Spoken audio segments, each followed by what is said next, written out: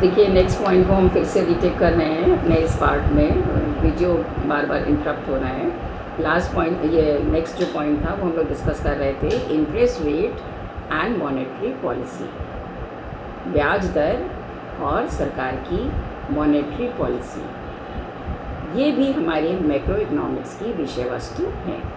Monetary policy involves monetary measures by the government in terms of changing. किस तरीके से monetary policy जो है वो प्रभाव डालती है? सरकार जो है आवश्यकता अनुसार समय समय पर इंटरेस्ट रेट को घटा या बढ़ा देती है। दूसरा, money supply in the economy. अर्थव्यवस्था में जो मनी सप्लाई का फ्लो है उसको with a view to stimulating growth with stability, सरकार जो है स्टेबल ग्रोथ को ध्यान में रखते हुए यदि मनी सप्लाई को घटा और बढ़ा सकती है अपनी मॉनेटरी पॉलिसी के अंतर्गत। High interest rate implies a high cost of investment. अगर इंटरेस्ट रेट ज़्यादा है तो जाहिर सी बात है इन्वेस्टमेंट की जो कॉस्ट होगी वो भी ज़्यादा होगी। जब इन्वेस्टमेंट की कॉस्ट ज़्यादा होगी तो कॉस्ट ऑफ प्रोडक्शन भी ज़्यादा होगा, जिससे मार्केट पर सेटबैक होगा, मार्केट पे इस पर प्रभाव पड़ेगा, एक्सपोर्ट और इंपोर्ट पर इसका प्रभाव पड़ेगा। इन सब कारणों से एज अ कॉन्सिक्वेंस जैसे स्थिति होती है, सरकार रेट ऑफ इंटरेस्ट को या मनी सप्लाई को घटा या बढ़ा के अपने विभिन्न निर्देशों के माध्यम से, विभिन्न पॉलिसियों के माध्यम से अपनी इकोनॉमी की ग्रोथ को कंट्रोल करती हैं कि किसी तरीके का नेगेटिव इफ़ेक्ट ना पड़े कॉस्ट ऑफ प्रोडक्शन पर या इन्वेस्टमेंट पे। जैसे ऑन द अदर हैंड, दूसरी तरफ क्या होता है, हाई इंटरेस्ट रेट, अगर इंटरेस्ट रेट ज़्यादा है, always remain as an emerging challenge in these economies owing to their susceptibility to inflationary pressure.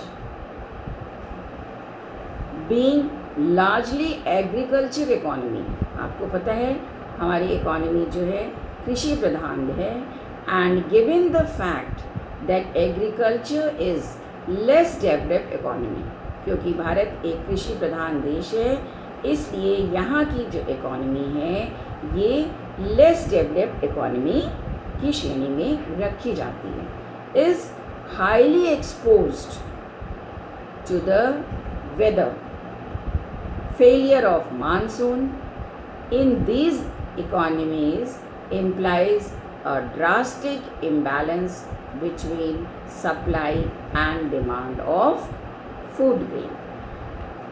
आप जानते हैं हमारे यहाँ ट्रेडिशनल वे ऑफ एग्रीकल्चर है, बहुत ज़्यादा मॉडर्न टेक्निक्स का हम प्रयोग करने की स्थिति में नहीं है या अभी सक्षम नहीं है, जिन कारणों से इन सब चीज़ों पे हमारे फूड ग्रेन के सप्लाई और डिमांड पर प्रभाव पड़ता है। हमारी निर्भरता जो है प्रकृति पर ज़्यादा है, मॉडर्न टेक्निक्स पे हम अभी उतना रिलाय नहीं कर पाते हैं, उनके प्रयोग के लिए हमारा कृषक वर्ग अभी इतना हैबिचुअल नहीं है, इतना ट्रेंड नहीं है, इतना पढ़ा लिखा नहीं है, या आप कह सकते हैं मनी से वो इतना सक्षम नहीं है कि मॉडर्न टेक्निक्स के इंस्ट्रूमेंट वो खरीद सके। This imbalance triggers inflation which gradually affects the entire economy. When the general price level rises, interest rates are bound to increase with its obvious explained effect. Now,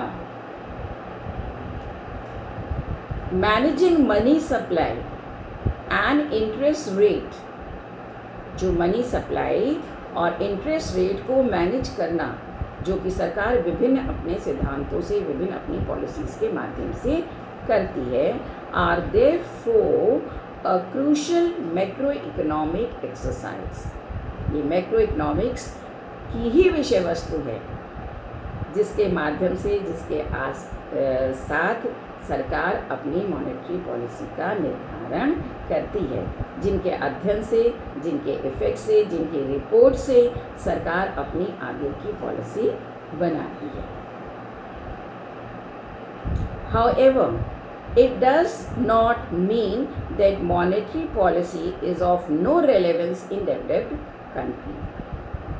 इसका ये मतलब नहीं है कि केवल डिमांड और सप्लाई या मॉनेटरी ये जो इंटरेस्ट रेट घटा बढ़ा के सरकार जो है हमारी ग्रोथ पे इफेक्ट डालेगी।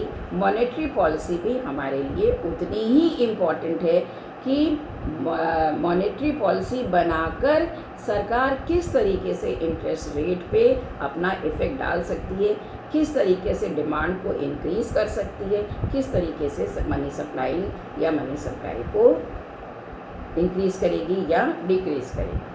तो एक तरफ कंज्यूमर एस्पेक्ट से, व्यक्तिगत एस्पेक्ट से, इंडिविजुअल के एस्पेक्ट से या जनता के एस्पेक्ट से अगर उसका आउटपुट इन्वेस्टमेंट कंज्यूमर इम्पॉर्टेंट है तो सरकार की पॉलिसीज़ भी उतनी ही इम्पॉर्टेंट हैं जो कि व्यक्ति के इन्वेस्टमेंट को, व्यक्ति के प्रोडक्शन को, व्यक्ति के बिहेवियर पे अपना इफेक्ट डालेंगे। If less developed economies are more vulnerable in inflationary pressure owing to their low production capacity and high aggregate demand.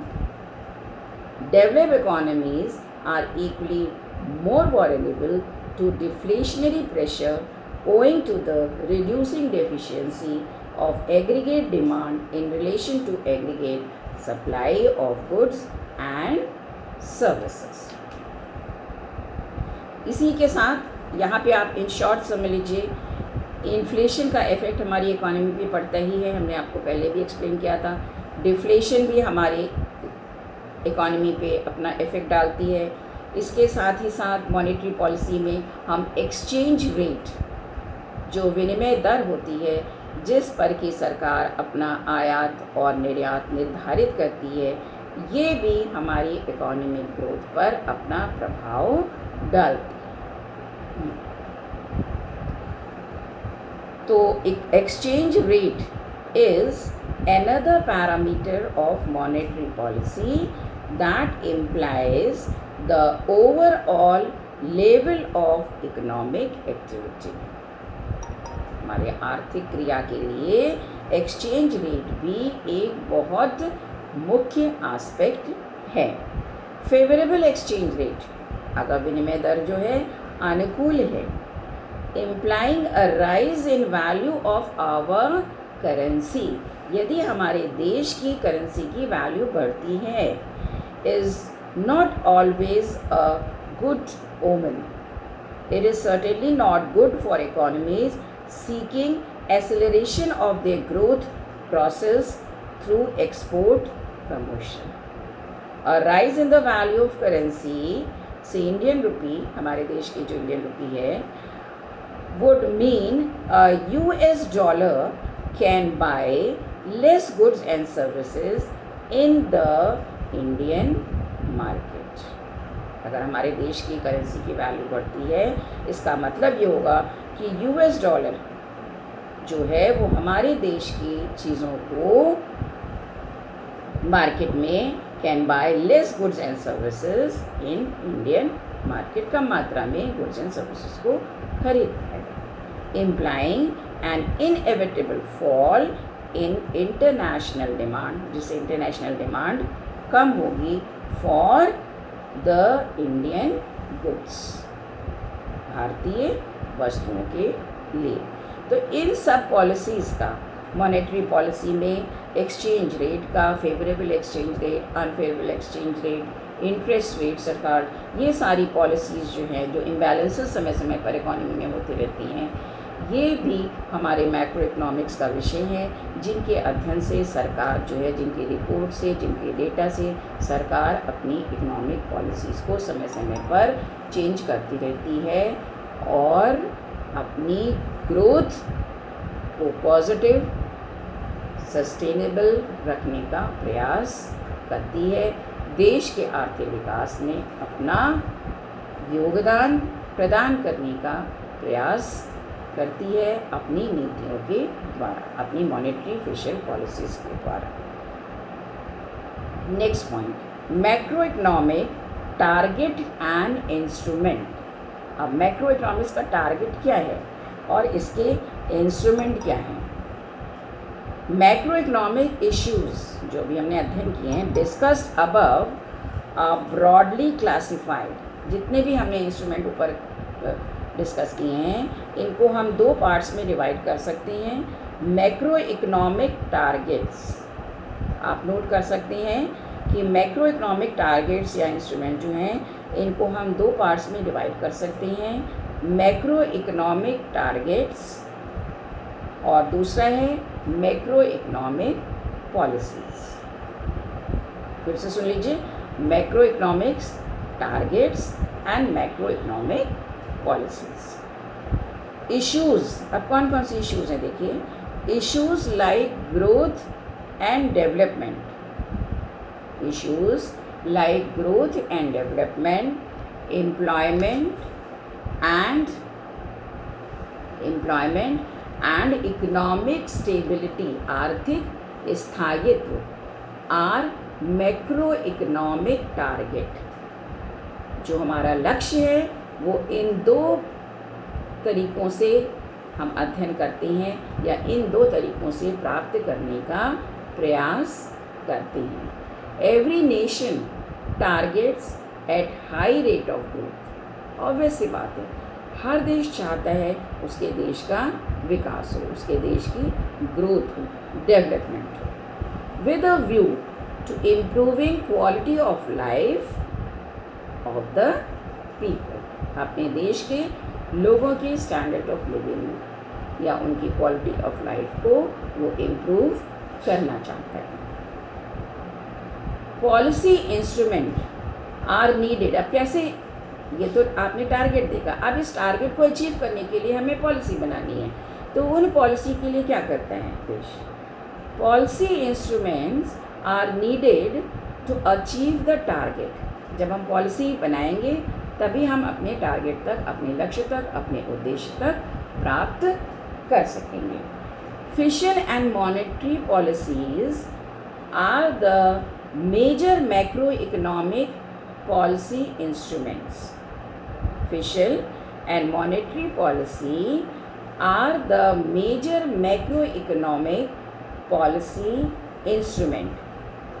These are variables that are directly under the control of the government.